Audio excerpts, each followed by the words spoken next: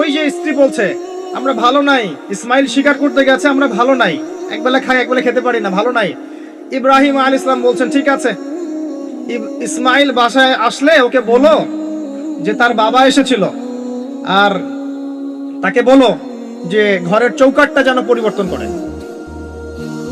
কথা কি বুঝতে পারছেন?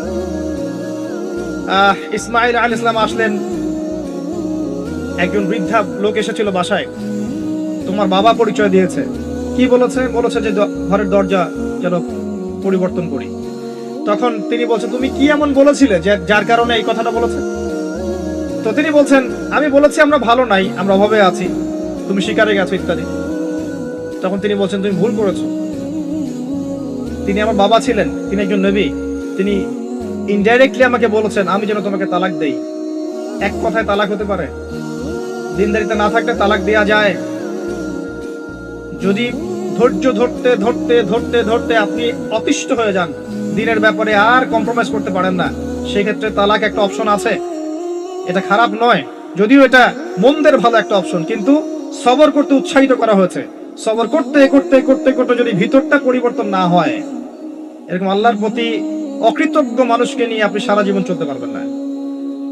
দিনের পথে চলতে গিয়ে যারা প্রতিবন্ধকতা স্বীকার করে, তাদেরকে নিয়ে আপনি আল্লাহর পথে দাওয়াত এবং মুজাহাদাত মেহনত করতে পারবেন না। এই জায়গায় গিয়ে অনেক সময় এক্সট্রিম ডিসিশন নিতে হতে পারে। এটা ইসলাম কিন্তু অপশন রেখেছে আপনার জন্য, আমি উৎসাহিত করছি না, অপশন রেখেছে।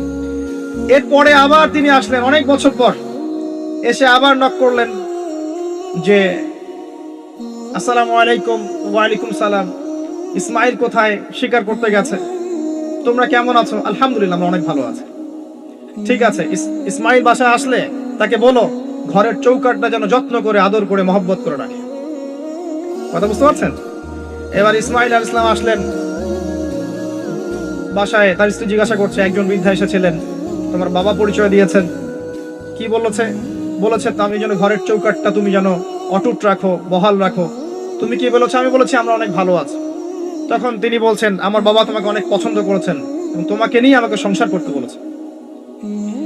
এই হলো অবস্থা। শুকরিয়া আদায় যারা করতে পারবে না, তাদেরকে নিয়ে চলা মুশকিল। লোকমান হাকিম, যাকে প্রজ্ঞা দেয়া হয়েছে, তাকেও আল্লাহ পাক আদেশ করছেন তুমি আল্লাহর শুকরিয়া আদায় করো। যে ব্যক্তি আল্লাহর শুকরিয়া আদায় করে, কৃতজ্ঞতা প্রকাশ করে, যে কোনো হালতেই বলতে পারে আল্লাহ আলহামদুলিল্লাহ আমি ভালো আছি।